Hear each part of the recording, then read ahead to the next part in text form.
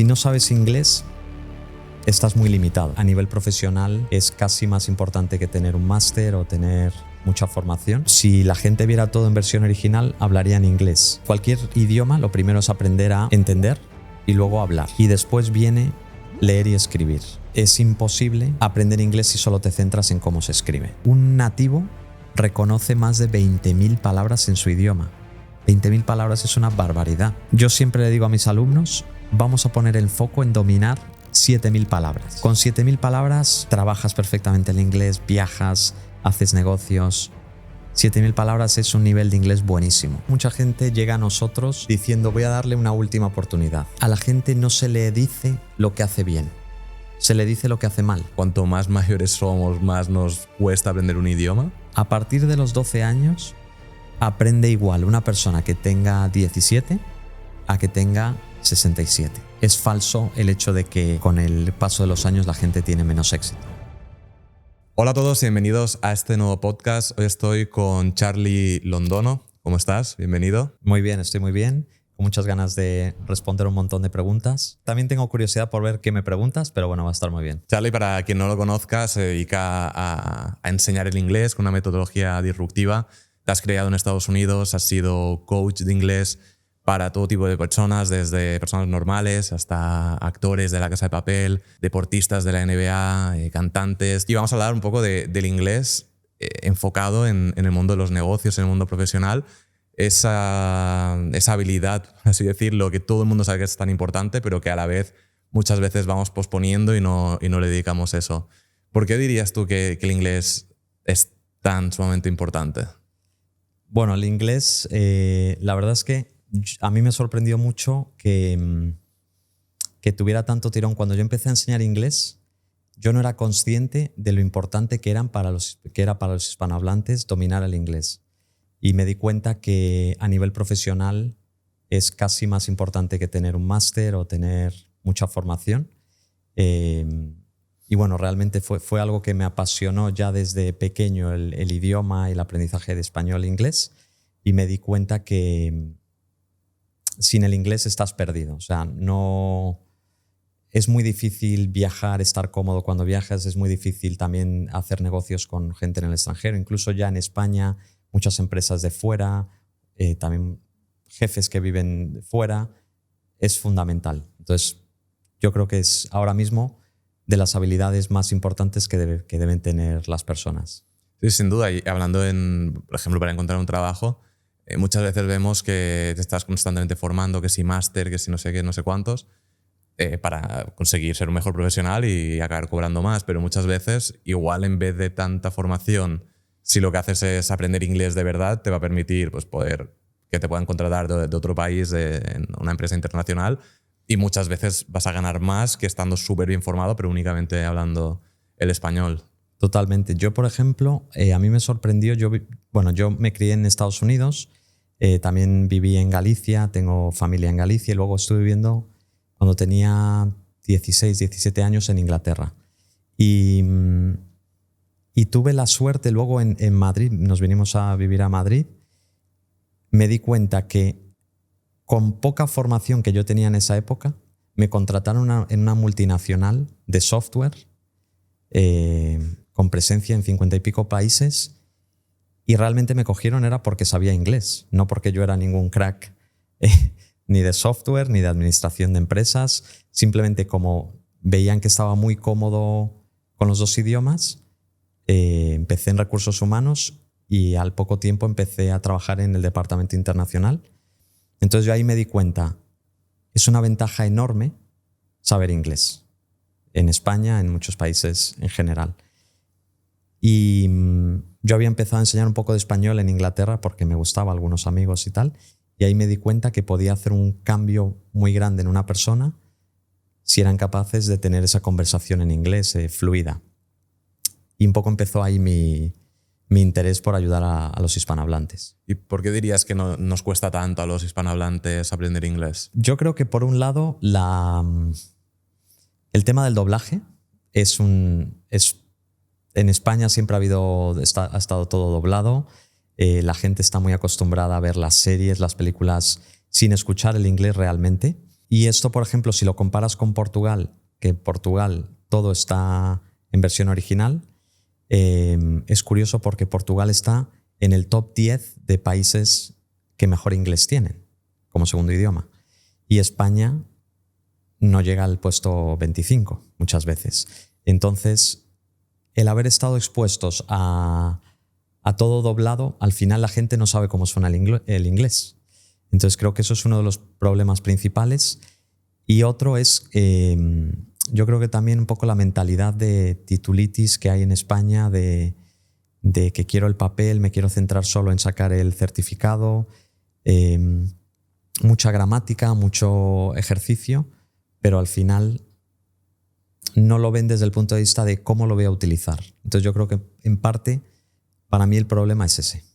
Que igual que no se utiliza, que simplemente se estudia pero que no se utiliza, entonces Exacto. se acaba olvidando, ¿no? Se memoriza pero no se aprende, básicamente.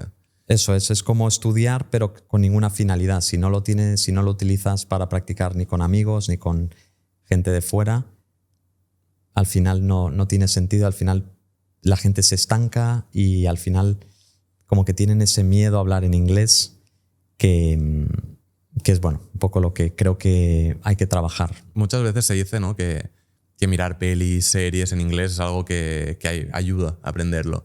¿Eso es real o no ayuda tanto? Eso es como un arma de doble filo, porque suena bien y decir, bueno, si los portugueses hablan bien inglés o tienen ese nivel, o los holandeses o los suecos y tal, si la gente viera todo en versión original, hablarían inglés.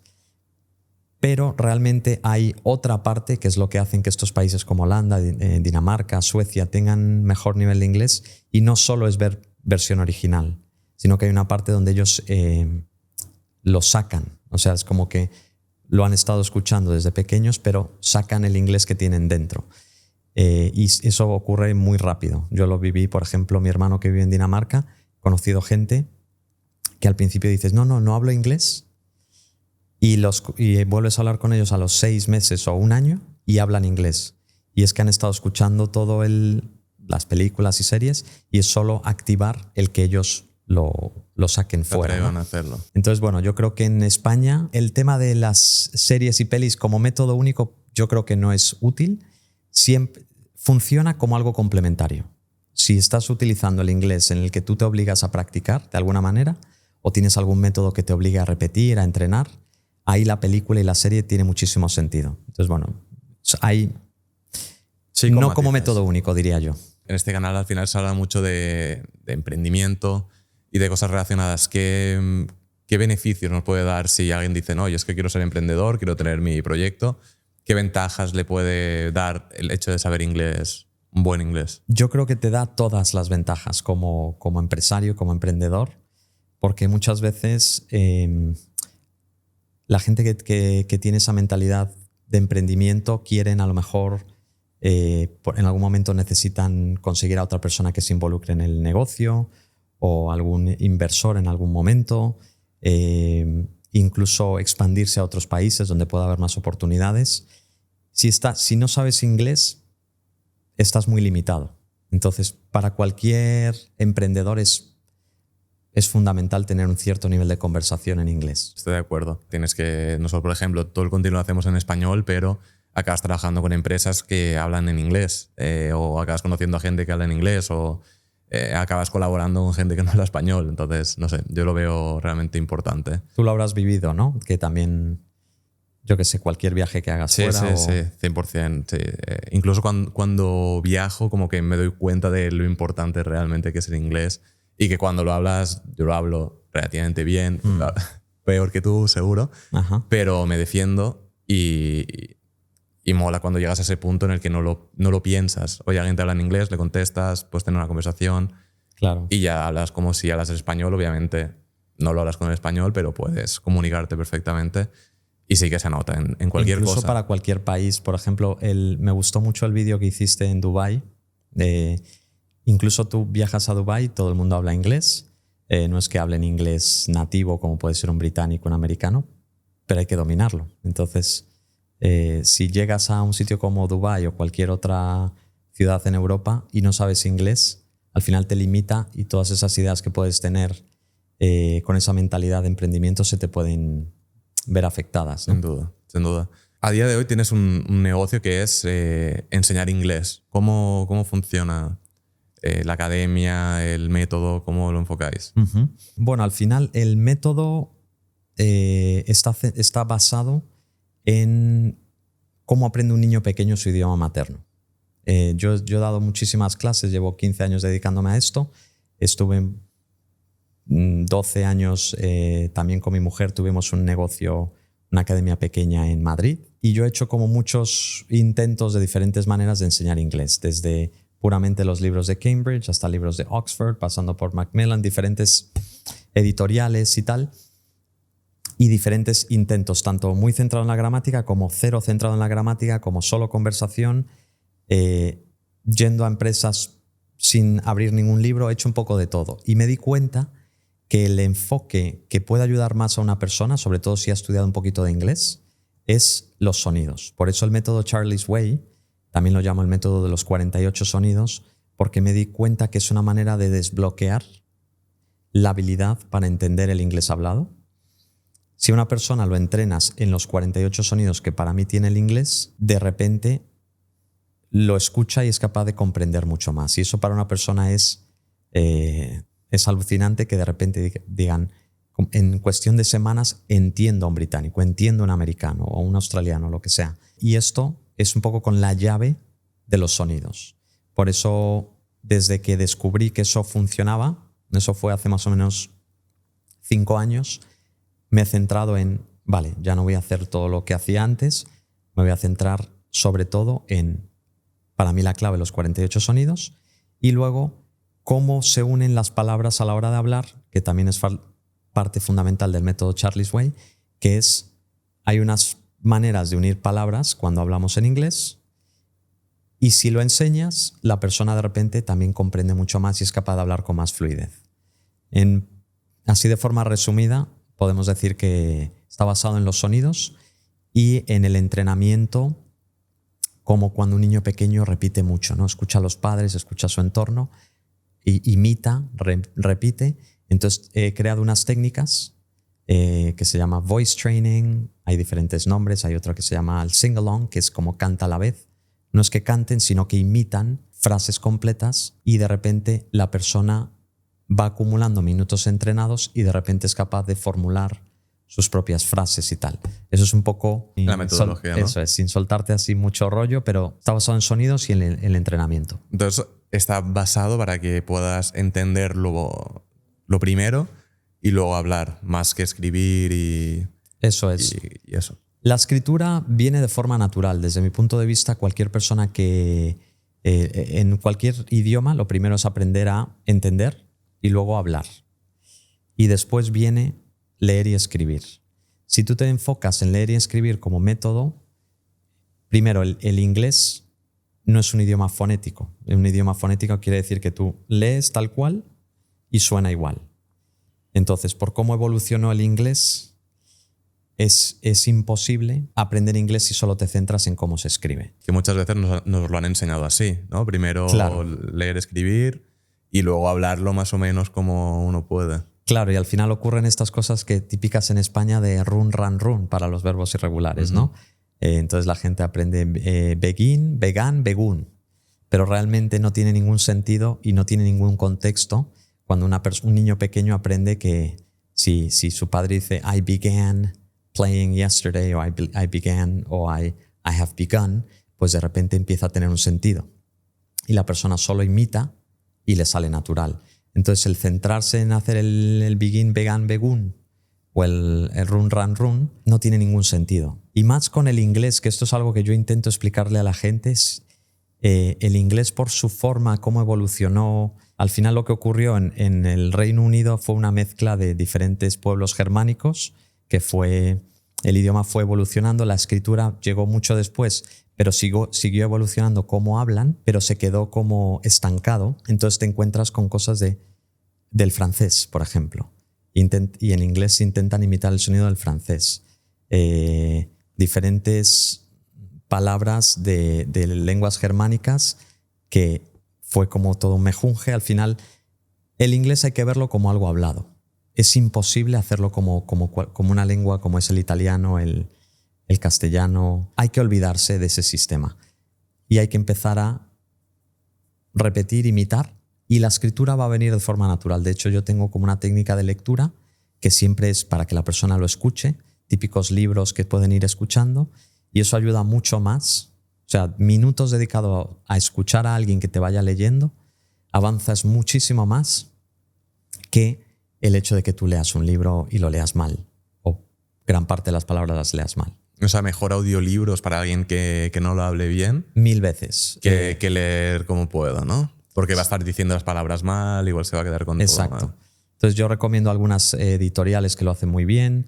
Nosotros también en Charlie's Way tenemos creados algunos relatos y algunas cosas que la persona puede ir leyendo y escuchando a la vez. Hemos visto cómo estos últimos años ha evolucionado mucho, ha cambiado mucho la forma en la que se aprende y se enseña el inglés, ¿no? Desde, pues, por ejemplo, lo que montaste tú, que entiendo que era como típica escuela de idiomas para aprender inglés físicamente, ahora que pues, me imagino que seguirá existiendo, pero todo está evolucionando a lo online, a lo digital. ¿Cómo vas viendo esta evolución de cómo se cambia la enseñanza de este idioma? A mí me gusta porque hay mucha gente que se da cuenta que lo tradicional o lo que se ha hecho durante 20, 30 años en España no está llevando a ningún resultado. Entonces hay mucha gente que empieza a ser consciente de que a lo mejor tiene que hacer otra cosa, ¿no?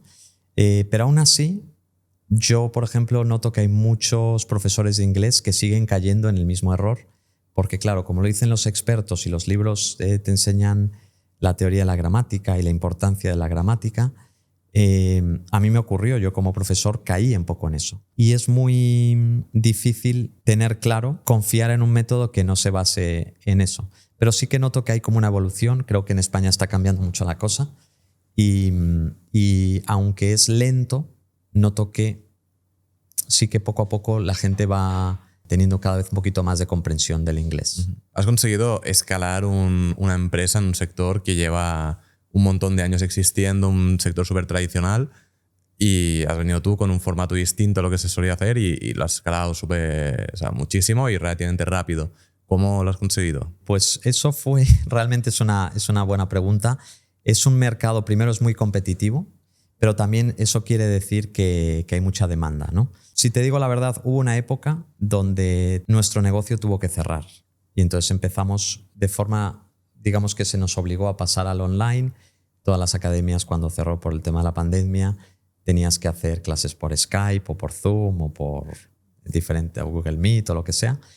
Y ahí me di cuenta que había que hacer un cambio. Si queríamos aprovechar este momento para alcanzar a más gente, teníamos que darle mucha forma al método, crear una transformación en una persona, y eso en cuestión de semanas, con lo cual ahí nos planteamos hacerlo en más o menos en 3 meses, porque la gente al final quiere resultados rápidos. Cuando di con la clave de una transformación en 3 meses, fue cuando realmente de forma natural empezamos a tener muchos alumnos. Hicimos un salto enorme, mi mujer y yo de repente hicimos como un por 10 de lo que hacíamos en la academia física, pero luego también fue muy difícil escalar desde ahí y ahí nos dimos muchos golpes, me di cuenta, hicimos muchas cosas mal a nivel, digamos, como empresario, como emprendedor, pero he tenido la suerte también de elegir bien el talento. Yo creo que es una de las cosas que la gente que nos rodea, que realmente crean tu proyecto, que realmente tomen responsabilidad por el negocio, es de las cosas quizás más difíciles para escalar, porque digamos que hasta 1 millón de facturación anual prácticamente lo hicimos con un pequeño equipo y con nosotros, mi mujer y yo, pero a partir de ahí escalarlo más hacía falta. Ahí me di cuenta que yo me tenía que salir un poco del día a día. Hay un libro muy bueno que se llama Rocket Fuel, como combustible para cohetes, y Rocket Fuel me enseñó que muchas veces el visionario o el emprendedor no necesariamente es bueno gestionando o escalando el negocio. Yo me considero buen profesor de inglés, buen coach, pero no me considero el mejor empresario. Para eso es muy importante tener gente buena que sepa ayudarte y gente de confianza Y yo he tenido la suerte de conseguirlo, incluso muchas veces con amigos cercanos. Un amigo mío muy cercano me di cuenta que tenía un talento enorme para gestionar equipos, muchísimo talento para gestionar planificación, para llevar a cabo proyectos, para empujar a que se completen. Y de hecho ahora es el CEO de la empresa, ¿no? Como el general manager, ¿no? ¿Y en qué te basas para contratar? ¿En un poco la gente que vas conociendo o que has conocido a lo largo de tu vida y que crees o te das cuenta que tienen cierto talento? Nosotros lo hemos hecho mucho con prueba y error, y es que al principio me baso mucho en cómo es la persona, qué energía puede tener, si le gusta el proyecto y si ves que es una persona que quiere trabajar o que es productiva y le cree un poquito en tu misión. Y una vez ocurre eso, ahí ya ves un poco los resultados y ves cómo funciona. Y hay que saber ubicar a la persona en el departamento correcto. Si hay gente que puede ser muy buena, pues ponle en ventas, pero terrible en atención al cliente, o terrible, aunque sea bilingüe, en ser tutor del método, ¿no? Es ir eligiendo, y para esto también tengo un equipo de personas que me ayuda a hacer eso. Pero hay que estar siempre supervisando, siempre eligiendo bien. Controlando todo bien. Eso es. Me comentabas que hasta 1 millón de facturación lo hicisteis con un equipo relativamente pequeño, y ahora ya lo habéis escalado, lo habéis construido un equipo más grande. ¿Hasta dónde habéis llegado de facturación? El año pasado, 2024, hicimos en torno a 5 millones y eso fue un salto para nosotros muy grande, porque de repente es mucho equipo de tutores. Nosotros además la forma en la que lo hacemos es como si fuera una universidad a distancia. No es tanto un producto, que mucha gente puede pensar que es un infoproducto puro y duro en el que tú pones un carrito de la compra, la gente compra y te olvidas de la persona. No es el caso. Nosotros lo hemos hecho, hemos pensado un poco con el concepto de una universidad o educación a distancia. Aunque hay muchos procesos automatizados, también hay mucha parte humana, de que cada persona tenga un tutor, de que la persona cada día tenga un seguimiento, pueda enviar su grabación de voz con los entrenamientos que pedimos en el método, que haya un equipo en atención al cliente que se ocupe de todo el mundo. También tenemos gente muchas veces mayores de 50, 60 años, incluso 70, que no son muy buenos con la tecnología, y aunque la academia online es muy sencilla de hacer, necesitas muchas veces a alguien que les haga seguimiento, que les explique y tal. Entonces, bueno, es un poco ese punto en el que obviamente de forma online puedes llegar a mucha gente, pero también tienes que asegurarte de tener un equipo, digamos, esa parte humana que es imposible sustituir con IA o con automatizaciones y tal.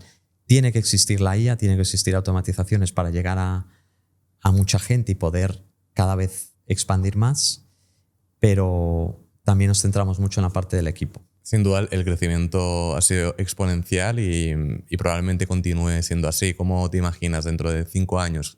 ¿Os planteáis enseñar otros idiomas? No sé, se me ocurre el chino mandarín o cosas así. Nos hemos planteado de todo. Yo me he planteado porque siempre hemos querido empezar a enseñar español, por ejemplo, tener el programa, digamos, al revés, para que la gente aprenda español. Lo que pasa es que es un mercado muy distinto.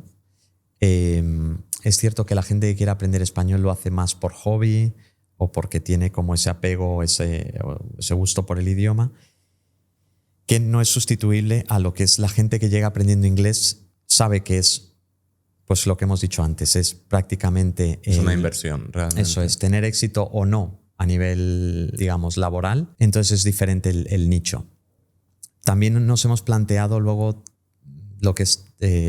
a mí me gustaría traducirlo a varios idiomas, igual que tenemos el libro que hemos sacado hace relativamente poco, tenerlo en diferentes idiomas para que, por ejemplo, una persona en Francia aprenda con el método Charlie's Way. Eso es de las cosas. Si me preguntas cómo me veo yo más adelante en el futuro, pues me gustaría, por ejemplo, que un francés conozca el método Charlie's Way y aprenda con francés, o sea, inglés desde el francés.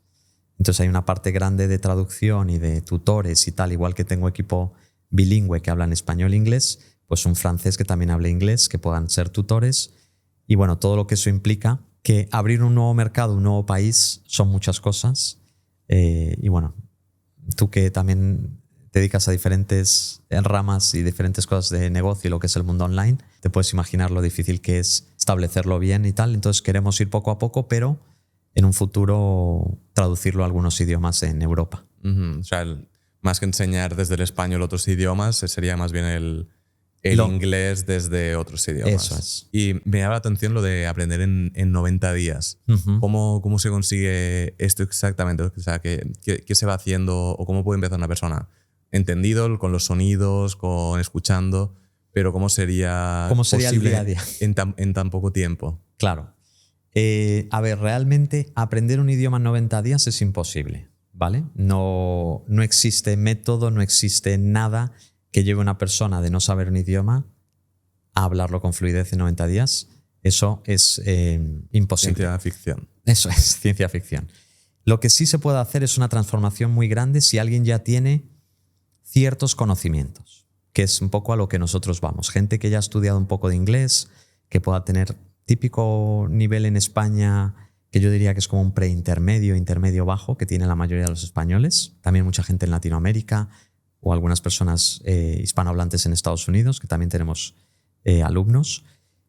Si tienen ese nivel, digamos que medio reconocen el idioma, ya les han enseñado los días de la semana, saben las típicas cosas básicas, que si el verbo to be, que si yo era, yo estaba, no sé qué, y han estudiado un poquito, sí puede haber un cambio muy grande en 90 días. Y la transformación viene con un entrenamiento de 5 días a la semana. Descansan 2. Entonces, para que te hagas una idea, una persona al principio entra en la plataforma, en la academia online, y vamos a poner que yo les presento, si van a hacer 48 sonidos en 3 meses, sale a 4 sonidos por semana. 4 por las 12 semanas, nos vamos a 48, ¿vale? Entonces, si tenemos que aprender 4 sonidos por semana, eso es algo bastante abarcable. Pero aprender un sonido no es que vean un vídeo mío y les parezca bien o digan, pues he aprendido estos sonidos. Hay que llevarlos a la práctica. Entonces yo ahí he aplicado algo que a mí me sirvió mucho. Por ejemplo, yo que aprendí a tocar la batería desde pequeño, me di cuenta que para aprender nuevos ritmos, nuevos fills, nuevas cosas en batería necesitas horas de entrenamiento. El idioma es lo mismo, tienes que hacer la boca, tienes que hacer la garganta, tienes que hacer un poco...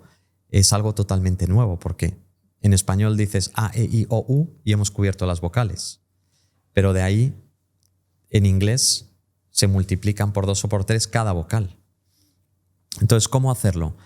La persona entra en la academia online y tiene como un vídeo donde yo en una pequeña masterclass les explico cómo hacer el sonido de la V, ¿vale? Cómo vibrar esa posición de la F para hacer V, que no existe en castellano. Ven esa masterclass y entienden cómo se hace la posición y tal, y en el día 2, digamos que ahí hay como una pequeña familiarización. El día 2 ellos escuchan unos audios que también tienen traducción. Entonces, por ejemplo, mi mujer Lara pone la voz para la traducción en castellano y la persona ya va como imitando y repitiendo. Se le pide que repita de diferentes maneras. Y la idea es que la persona lo integre en su día a día. No se sienten a estudiar porque queremos que cambien un poco el concepto de que hay que estudiar inglés. Lo que hay que hacer es entrenarlo. Entonces la gente les decimos, vete a dar un paseo, te pones los cascos y tú estás entrenando con la V. Entonces, por ejemplo, hay un trabalenguas que es Victor the vampire lives in the village and drives a van, ¿no? Víctor el vampiro conduce una furgoneta en el pueblo, tal. Entonces, ese sonido de Victor the vampire lives in the village and drives a van, para una persona que ha aprendido inglés de toda la vida desde pequeño como yo, es muy natural, pero para un hispanohablante requiere al principio de mucho pensamiento involucrado ahí, ¿no? Hasta que se haga un poco el aprendizaje, digamos, muscular. Entonces les decimos a la persona, ve a dar un paseo, ve a sacar al perro, conduce o mientras vas al trabajo y oblígate a repetir estos sonidos. Y entonces sobre todo aprenden a través de frases, porque una de las cosas que me di cuenta es que solo sonidos o solo palabras no es natural. Lo natural es como aprende un niño pequeño. Son conceptos, frases completas.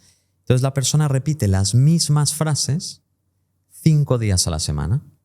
Entonces, lo mismo que ha visto en la masterclass del principio, del día 1, vamos a poner que es lunes, lo vuelven a escuchar el martes, entrenan directamente ya el tercer día, no hay traducción al castellano, solo está en inglés.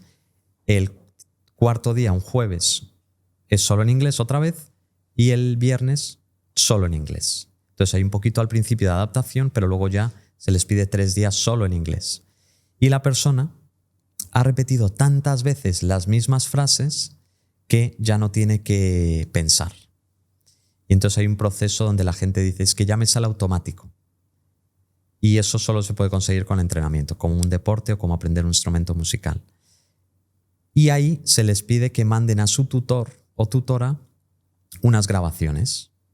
Entonces hay una persona que escucha sus grabaciones y les manda un feedback, un informe, tanto escrito como oral, diciendo: hola Marta, pues me han encantado tus grabaciones, muy bien con el sonido de la V, tenemos que trabajar un poquito más esa H porque te suena más como una J, house o alguna cosa así. Grábame unas frases de este estilo, y entonces reciben como un feedback que es fundamental para que la persona vea que ha llegado a un hito, ¿no? Que en inglés llamamos como milestone. De repente llegas a un hito y ya les quedan 11 semanas por delante o 12 semanas, dependiendo del programa. Y es un poco como se hace. Lo que queremos es que la persona no le cueste, que lo integren en su rutina. Es un poco, no sé si entiende, porque esa es la explicación. Sí. No, se entiende. Que lo utilice, que sepa cómo pronunciarlo, que no memorice únicamente el sonido porque luego va a tener que estar pensando, ¿no? Entiendo constantemente, vale, tengo que juntar este sonido con este para hacer esta palabra, y es un lío.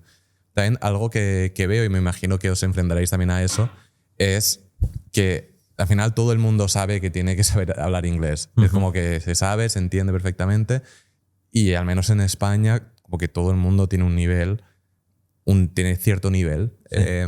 A unos mejor, a otros peor, pero todo el mundo tiene cierto nivel, que entonces pues pueden utilizar esta estrategia, porque entiendo que si partes de cero total te va a costar mucho más todo el tema de, pues igual te dicen el trabalenguas si no entiendes qué se está diciendo, ¿no? Mientras que una persona de España más o menos lo entendería. Claro. Y el problema es un problema de motivación, ¿no? De oye, sé que lo tengo que hacer, pero no estoy motivado. ¿Cómo conseguís motivar, o cómo le decís a la gente que se motiven para, venga, voy a aprender inglés ya de una vez por todas? Esa pregunta me encanta porque lo primero, mucha gente llega a nosotros ya como casi diciendo: voy a darle una última oportunidad. Han tenido tantos fracasos anteriores, tantos intentos, que dicen: bueno, vamos a ver qué me cuenta este hombre, a ver este método Charlie's Way, porque parece que es lógico, parece que me puede aportar algo diferente, me están pidiendo hacer algo totalmente distinto. Entonces la motivación llega,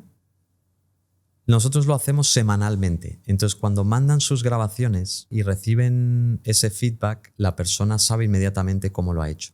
Hay una cosa que nosotros hacemos mucho que llamamos positive coaching o coaching positivo, que es algo que parece muy básico, pero me he dado cuenta que muchas veces a la gente no se le dice lo que hace bien, se le dice lo que hace mal.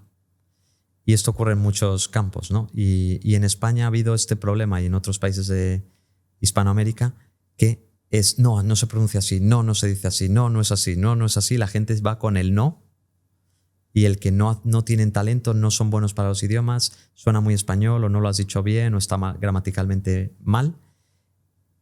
Pero si le empiezas a decir a alguien que algo lo hace bien, de forma natural, consigues la motivación. Yo me di cuenta, y en el entrenamiento que hago con los tutores es: vamos a centrarnos en 80%, vamos a decirlo, el 80% de las veces que lo hace bien, y solo si hay que corregir un 20%. Y con eso conseguimos que la persona diga: vale, estoy teniendo resultados, estoy consiguiéndolo, cada semana me lo van diciendo, y cada día también puedo comunicar con el tutor. Y la gente muchas veces alucina porque dicen: nadie me había dicho que esto se entiende, o que esto que me sale bien. Yo creo que la motivación viene con centrarse en lo que se consigue o lo que se hace bien. Sí, en que vas consiguiendo resultados. Eso es. ¿Y cuáles dirías que son los sonidos que más nos cuestan a los hispanohablantes? Mira, por ejemplo, el sonido de la Z es un sonido que en castellano no se hace, y suele dar un poquito de problemas. Por ejemplo, en inglés decimos, por ejemplo, incluso cuando decimos I was there, no decimos tanto I was o I was, sino que decimos I was there. Entonces vibramos un poquito más esa S y es la representación, es la Z. O dices el nombre Zach o the zoo o the zebra. Ese sonido para un hispanohablante es muy raro, porque suelen decir el zoológico, el zoo, el zoo, el zebra y el nombre Zach, ¿no? En lugar de Zach, zebra, zoo. Eso es uno de los sonidos. Y eso puede hacer que de repente suenen muchísimo mejor y que entiendan más palabras cuando hablan. Entonces, bueno, la Z es una. Hay un sonido que se llama la flap T, que es cuando la T se lleva más hacia el sonido de la R de pero, caro, puro. El nombre Betty, que también se pronuncia Betty, ¿no? O cuando dices the city, la llevamos un poco a ese sonido que se llama flap T, y yo me centro en que el alumno aprenda, porque esto lo hacen todos los angloparlantes, mayor o menor medida, ¿no?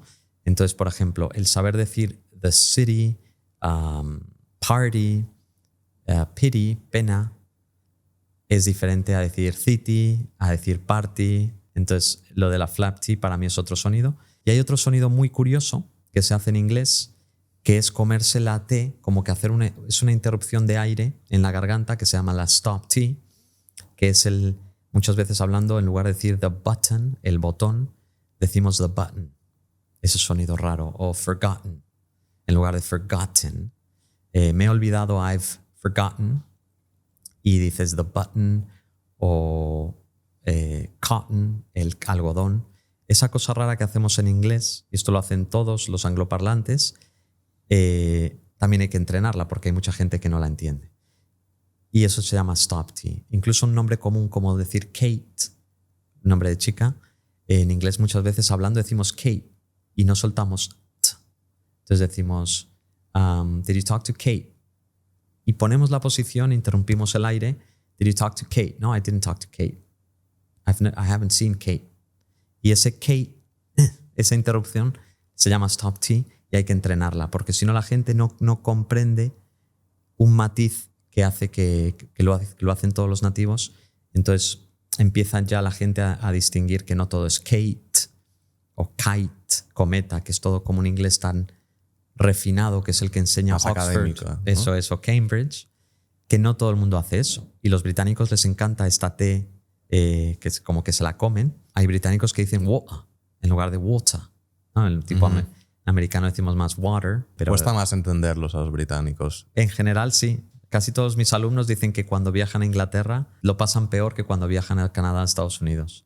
Y es un poco por estos matices, pero que muchas veces no lo enseñan. Ni siquiera los propios profesores británicos les enseñan las claves para entender el inglés británico. Entonces yo, aunque sí que me crié con el acento americano, además un acento americano muy genérico que se habla en Florida, en Tampa, pero me he dado cuenta, y entonces yo enseño esas 7 diferencias del británico, lo que cambia un poco el británico americano, y una persona de repente puede entender mucho más el acento británico si presta atención a estos matices, ¿no? Bueno, aquí te he dicho la Z, la flap T, la stop T. Hay varias, pero solo con entrenamiento de escuchar y de imitar, una persona puede empezar a decir forgotten, que dices, ¿qué ha hecho? ¿Qué es ese tan raro? Olvidado. Se puede conseguir en cuestión de 3, 4 a 5 días. Por lo que entiendo, lo que tiene sentido es aprender al final el acento americano de Estados Unidos, Canadá, y luego aprender algunas cosas que hacen los británicos para acabar de entenderlos, ¿no? Sí, va un poco por ahí. En el proceso también voy soltando como pinceladas del británico, pero realmente los 48 sonidos que yo enseño aplican al británico, al australiano y al americano. ¿Vale? Entonces, lo primero es aprende los 48 sonidos y luego te voy a explicar cuándo usas más uno u otro para que tengas el acento, porque el acento es secundario, pero viene cuando ya dominas la base, que para mí son los 48 sonidos. Algo que creo que hacen muchas personas cuando están aprendiendo un idioma es siempre pensar, en nuestro caso en español, y luego ir traduciendo, ¿no? Oye, ¿cómo se decía esto? ¿Cómo se decía lo otro? ¿Eso está bien? ¿Tiene sentido? ¿O deberíamos reconfigurar, por así decir, nuestra mente cuando cambiamos de idioma y ponernos directamente a pensar en inglés? Yo creo que es un poco lo segundo que has dicho, reconfigurar, cambiar el chip y empezar a hablar directamente en inglés. El habla es algo tan instantáneo, tan rápido, la mente funciona tan rápido cuando hablamos, que es imposible pasar por la traducción de otro idioma al inglés, ¿no? De castellano al inglés. Es imposible, tendrías una persona que tardaría mucho en hablar. Entonces, para romper eso, justamente hay que entrenar como cuando el niño pequeño aprende su idioma, que es frases, grupos de palabras donde estamos imitando, repitiendo varias veces con estas técnicas de entrenamiento que te he dicho. Y hay un momento en el que la persona ya deja de traducir. Y eso es lo que buscamos, que cambiemos ese punto de traducción. Ese chip. ¿Y tienes algunos tips, consejos así rápidos que lo pueda estar viendo la gente en casa que diga, mira, con estas 4 cosas ya se va a notar una mejora rápida? Hay una cosa que funciona siempre y que una persona puede hacer desde ya, es coger una entrevista sencilla, por ejemplo, tipo lo que estamos haciendo hoy, pero que escuchen a gente en inglés, donde es mucho más fácil que entender una película o una serie, porque al final la persona está pensando, en este caso yo te estoy contestando, a lo mejor es más pausado, y eso es lo que buscamos a nivel de contenido. Y pueden coger 2 minutos de entrevista e intentar imitarlo y repetirlo tal cual lo han hecho. Y apuntárselo y hacerlo 5 días seguidos, van a notar una diferencia enorme simplemente si son capaces, porque uno de los errores de los estudiantes es que no todo el mundo quiere hacer cosas nuevas cada vez. No son capaces de hacer algo repetitivo, pero que muchas veces es lo que funciona. Ser capaz de hacer una y otra vez lo mismo, como los niños pequeños cuando ven la misma película 1000 veces.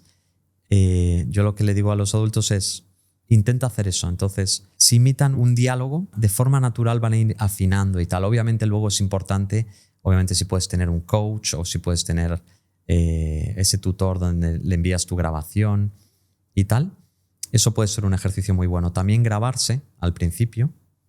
Coges ese diálogo, se graban y pasados 5 días vuelven a grabarse para ver la evolución, el cambio. Eso también es otra de las cosas que pueden hacer. Pero bueno, hay como muchas pequeñas cosas, pero si queremos hacer algo sencillo, esa es una sin entrar mucho al método y a que tengan el acceso a todo y que puedan centrarse en cada sonido y tal, eso es una manera muy natural que también funciona. Sí, siempre se ha dicho, ¿no?, que cuando somos pequeños, somos niños, es más fácil aprender idiomas, aprender inglés, aprender el idioma que sea. ¿Esto es realmente así? O sea, cuanto más mayores somos, más nos cuesta aprender un idioma. Para mí, hasta los 12 años sí que es verdad que un niño aprende bastante más rápido, pero muchas veces es porque, para empezar, es capaz de imitar muchas veces y de repetir y prestar atención de lo que se está diciendo y no tiene vergüenza a cometer errores. Y hay un proceso, en mi observación, hasta más o menos los 12 años. A partir de los 12 años aprende igual una persona que tenga 17 a que tenga 67.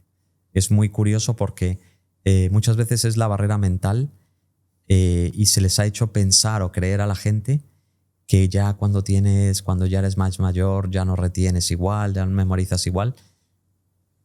Yo luego he visto estudios que te dicen lo contrario, y es que la mente humana, una persona a partir de los 60 años puede aprender un nuevo idioma perfectamente siempre que haga o imite la forma natural de aprendizaje, que es escuchando frases completas, imitándolas, es ser capaz de cometer errores, con lo cual para mí es falso el hecho de que con el paso de los años la gente tiene menos éxito. Sí, hablas de cometer errores que muchas veces también es lo que nos impide hablar inglés. Por ejemplo, no es mi caso porque me da un poco igual, pero lo entiendo igual en el trabajo hablas inglés pero no perfecto, hablas un poco pero no hablas bien, entonces te da vergüenza, igual incluso alguien te dice, no sé, habla así y eso te bloquea, ¿sabes? Y yo creo que también es lo que limita pues justamente practicar, que es justamente lo que dices, que te hace pues pillar bien los sonidos y acabar hablándolo bien. Sí, mira, hay un perfil muy curioso que veo de gente, a lo mejor incluso gente de 40, 50 años que trabajan y tienen que defenderse con gente de Francia, de Suecia, de Inglaterra, de lo que sea, que hablan un inglés mal pronunciado, pero muy fluido y les da igual.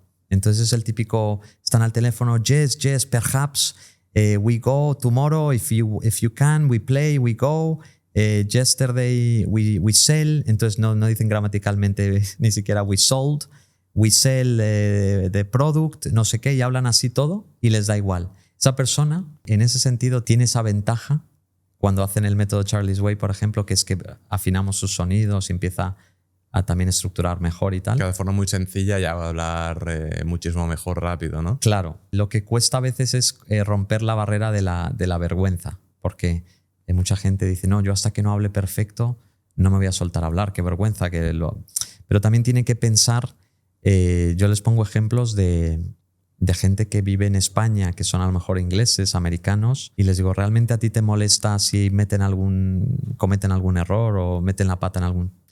Y la gente se da cuenta que no pasa nada. Es un segundo idioma, nuestro idioma materno, y da un poco igual. Entonces, trabajar un poco también ese tema de la confianza y la vergüenza también es importante, pero todo viene cuando a una persona se le hace coaching positivo. Entonces, cuando una persona está entrenando bien y va viendo que va evolucionando, cada vez está más dispuesta a cometer errores y a que no le importe. Uh-huh. Entonces, bueno, eso también es parte de la metodología que hacemos. Y a nivel vocabulario, ¿cómo se enfoca? O sea, ¿hace falta tener mucho vocabulario para poder empezar a hablar inglés bien? En realidad no, porque hay una cosa curiosa, y es que es verdad que un nativo reconoce más de 20.000 palabras en su idioma. 20.000 palabras es una barbaridad. Entonces, si tú te pones a hacer un análisis con cualquier persona en castellano y le haces una prueba que puede durar 2-3 horas, te das cuenta que la persona llega a reconocer 20.000 palabras. Empiezan a leer una novela y leen palabras que no han dicho en su vida, pero que las comprenden, ¿no? Entonces, no hace falta competir, digamos, con un nativo, porque eso lleva mucho tiempo. Decir, no, es que yo ahora quiero reconocer 20.000 palabras en inglés. Realmente la pregunta es, en el día a día, ¿cuántas palabras se utilizan? Y es mucho menos que de la mitad. Entonces, para mí, yo siempre le digo a mis alumnos, vamos a poner el foco en dominar 7.000 palabras. Con 7.000 palabras trabajas perfectamente el inglés, viajas, haces negocios. 7.000 palabras es un nivel de inglés buenísimo. Pero si, por ejemplo, llegamos a dominar unas 3.000 o 4.000, ya hay un cambio enorme. Ya con eso tienes fluidez. Lo que se llama fluidez puede ser en torno a ese número. Entonces, yo sí que le digo a la gente que vamos a intentar llegar a la meta de las 7.000 palabras, pero ya si conseguimos hacer 3.000 o 4.000, pero realmente la manera de aprender vocabulario tiene que ser con este sistema que te he dicho, con la lectura, ir escuchando. No es una lista con eso sí que no funciona. No es verduras y empiezas vegetables y eggplant y zucchini, tomato, lettuce, bla, bla, bla. Eso no tiene ningún sentido. Memorizar como tal no funciona. No. La memorización es algo que me di cuenta que no es parte del aprendizaje de idiomas. No lleva a ningún lado. Te vale para un examen al día siguiente. O sea, lo que decías, por ejemplo, de los verbos irregulares, como lo hemos aprendido, tampoco serviría. Es que realmente te sirve para el examen, pero realmente cuánta gente se acuerda exactamente de todo eso y luego qué utilidad. O sea, realmente te va a salir con fluidez. Yo me di cuenta que tiene que tener un contexto y tiene que tener un propósito. Entonces, si tú le dices a una persona frases que puedan ser útiles, vamos a poner, pues me gusta cocinar o I like cooking and I usually need a little bit of olive oil and I need onion and I need to chop the tomato.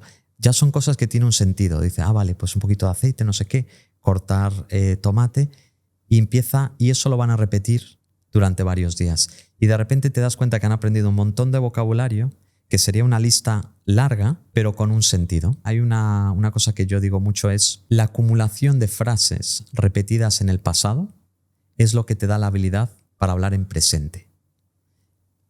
Y es para mí es como una de las de los lemas más importantes es, si tú has repetido frases de lo que otro ha dicho en el pasado, llega un momento en el que en tiempo presente tú coges como extractos de frases que has dicho y empiezas a crear tu propia frase.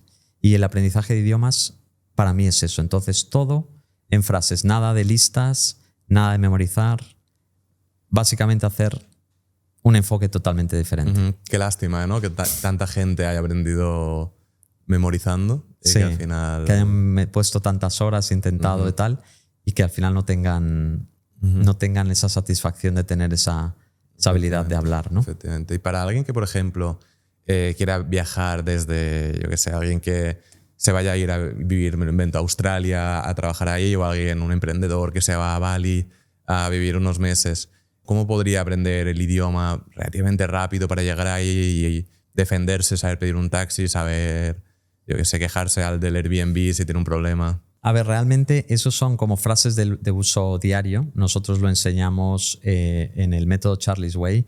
Hay diferentes programas y el único sistema es que cada semana tengan como unos retos, unas repeticiones, un entrenamiento que tienen que hacer, y por eso nosotros lo tenemos estructurado así. Eso es una manera. Luego también hay otra cosa que pueden hacer, es por su propia cuenta ir creando esas frases, prepararse varias frases, pero siempre les diría que mínimo lo repitan 3 días seguidos. Hay algo muy curioso que ocurre en la repetición pasado el tercer día.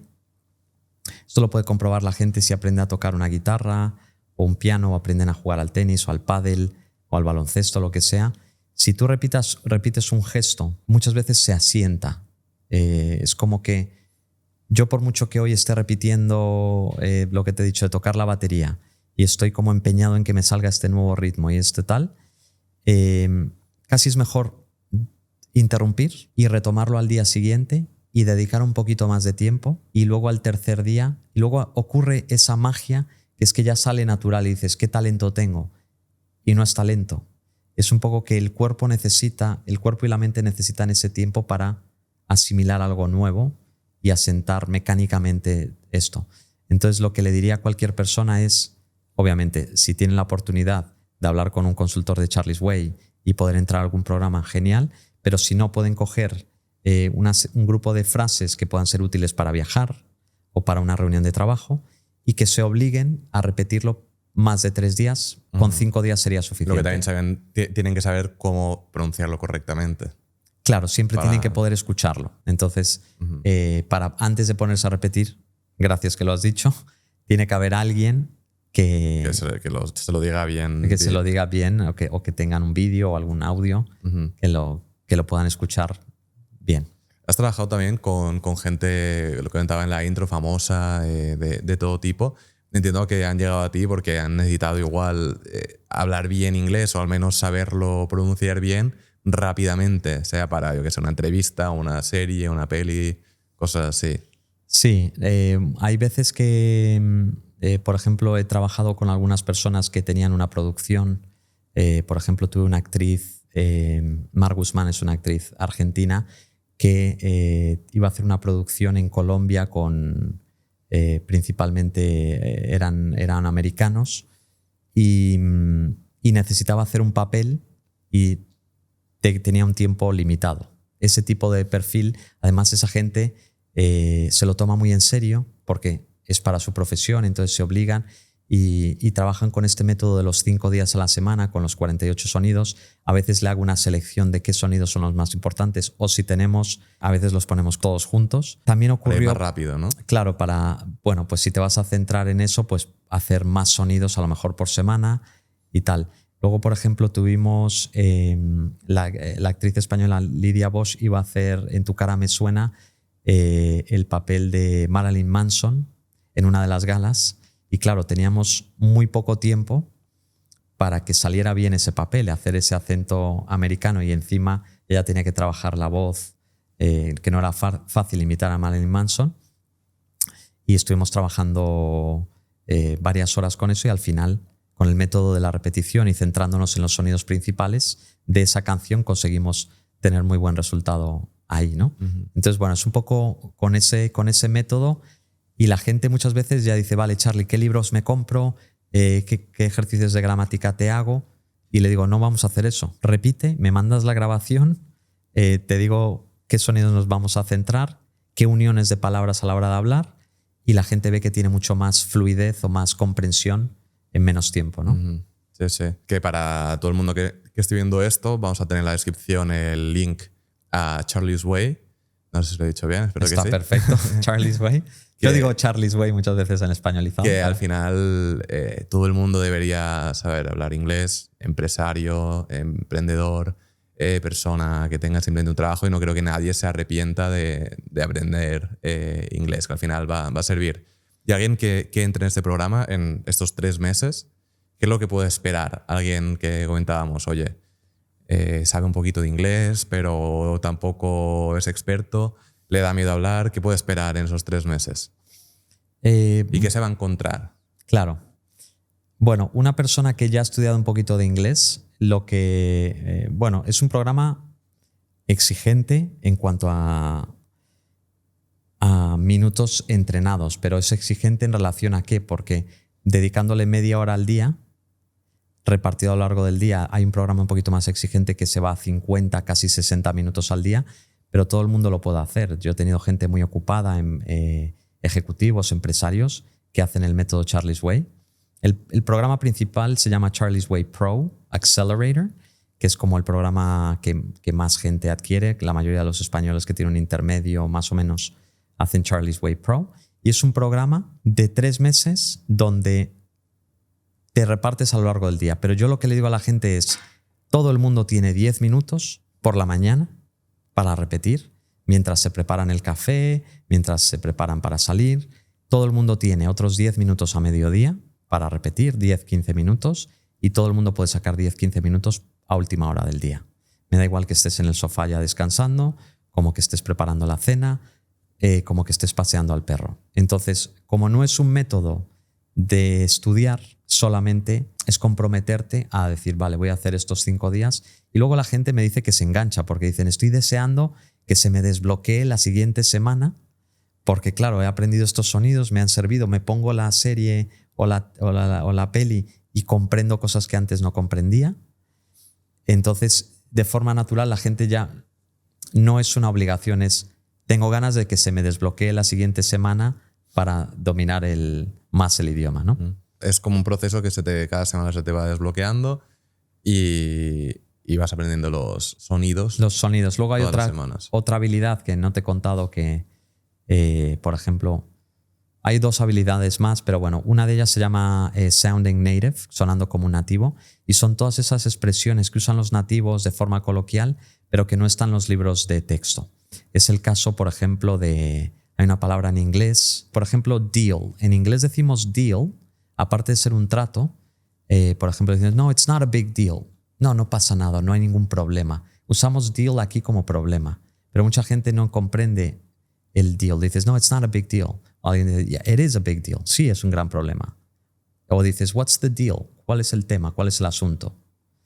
Y entonces aprenden esas palabras que usamos en el inglés de forma coloquial, o decimos la palabra stuff. Stuff son cosas, pero no está mucho en los libros. Entonces dices, bring me my stuff, tráeme mis cosas. Where's my stuff? I left your stuff in the trunk. Dejé cosas en tu maletero. Si nadie te explica esas palabras de uso coloquial, estás fuerísima de cualquier conversación. Sí, sí. Y más si lo vas a querer utilizar para, yo qué sé, ver podcast en inglés o, claro, o hablar en general. A mí, yo por ejemplo, me hacía gracia. Yo iba a algunas empresas, saludaba a algunos ejecutivos y tal, y decía, bueno, voy a hablarles solo en inglés para ver realmente cómo se desenvuelven, ¿no? Y me di cuenta que todas estas expresiones que yo usaba, que no son nada raras, son súper comunes, no entendía. Y dice, no, yo tengo un C1 de inglés, tengo un avanzado.